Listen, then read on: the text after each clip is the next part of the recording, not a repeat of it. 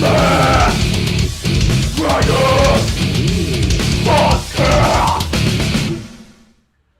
g'day Dragons fans.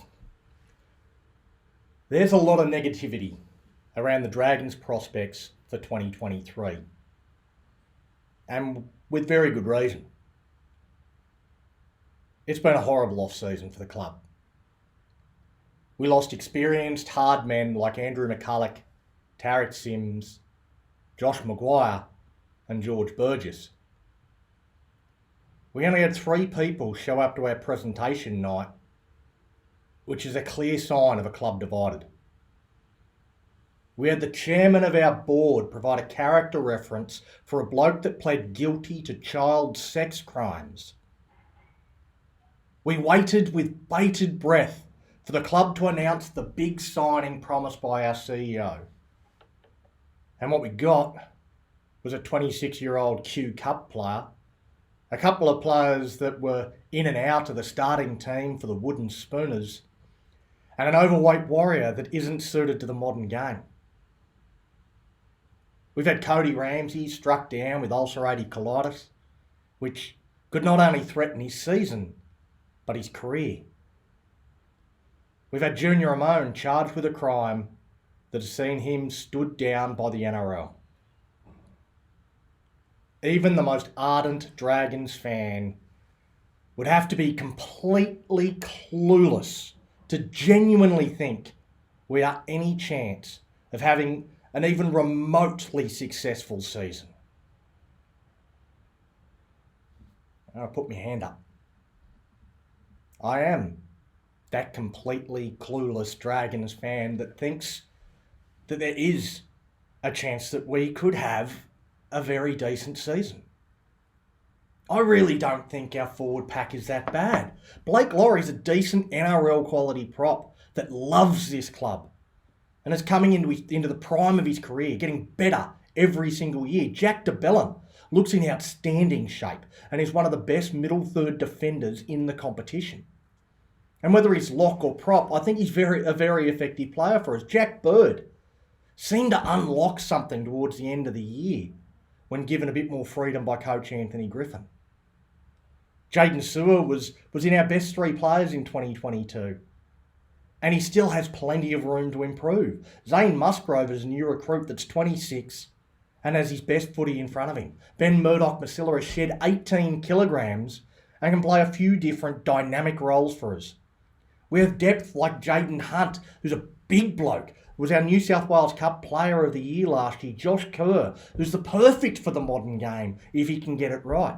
197 centimetres and 112 kilograms, he has fast legs and a lightning fast play the ball. And he said he's never trained better. Not harder, better. And that comes to the other thing that I think is a real positive, and that's our new coaches. The new assistant coaches, Ben Wolf and Ryan Carr, being helped out by more involvement from Pathways coaches Willie Talau, who I've got a huge opinion of, and also Russell Aitken. They seem to have filled this squad with a confidence I haven't seen in a number of years. There is a great vibe, and I have a feeling that we're about to shock the rugby league world, including putting egg on the face of many of our own fans. Now I want to break our season down into 4 parts. The first part is Dead Man Walking. We had a dead man walking. Dead man walking. This is rounds 1 through 10, and it will make or break Anthony Griffin's career. And it'll also be vital to us having a successful season. We couldn't have hoped for a better draw in terms of the expectations of our opponents.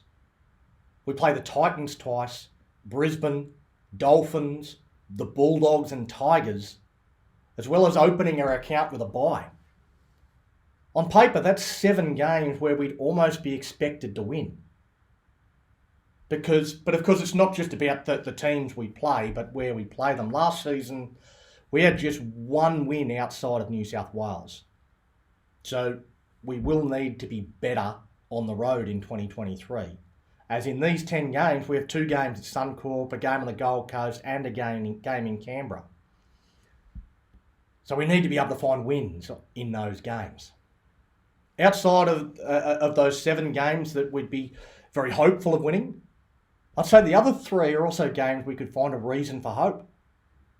The Sharks on a Sunday afternoon at Cogra, where it should be a packed house.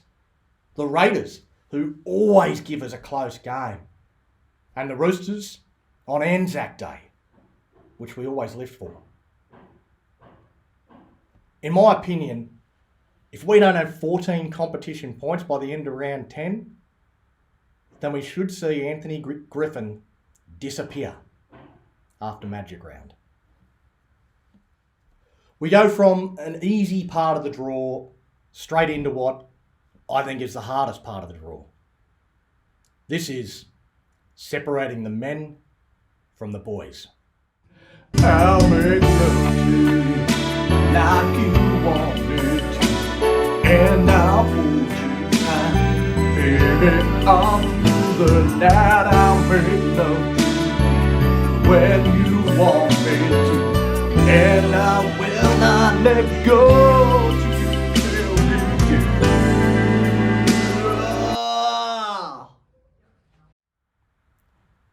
Our draw from Magic Round up until our second bye is tough. We take on the Cowboys in Townsville, then the Roosters, the Dolphins in Redcliffe without our Origin players, the Panthers and the Rabbits. There is no game in this period that I think we can take for granted as a win. If we can manage to scrape together 2 from 5 in this period, I think we're still on track for a top 4 finish. On the other hand, if we lose all 5, then there's a good chance our season is over by round 15.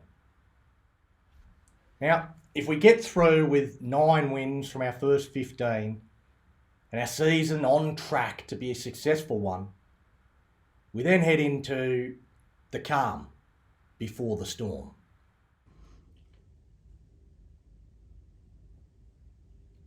This is fine. This is fine. Round 16 to 20, we have 2 byes. And in between, we take on the Warriors at home, the Sharks in Cronulla, and the Raiders at home.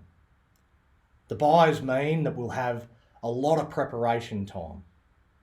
And the draw also seems to have us not travel at all.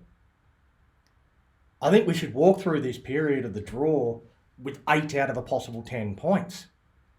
The Warriors in obvious game we should win. Games against the Sharks and Raiders, certainly not gimmies. But given the preparation time, the lack of travel for us during this period, we won't have any excuses and should be able to win one of those 2 games.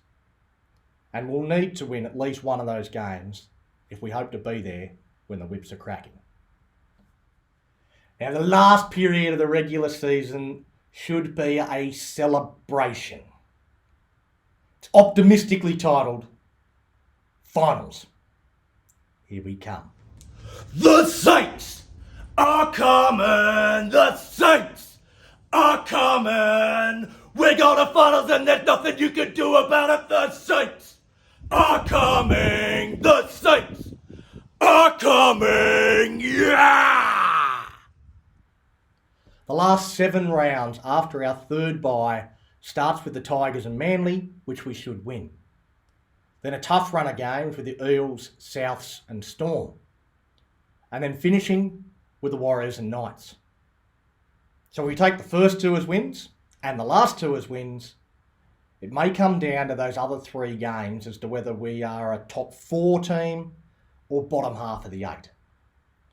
I think it's reasonable to expect we can win at least one of those 3 games, which would see us finish the regular season on 36 competition points, which should see us not far from the top 4.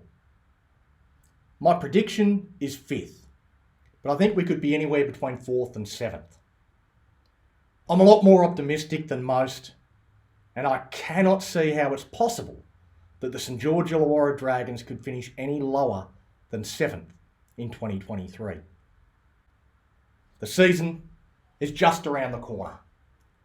It won't be long now. So come on, Dragons fans! Fire up!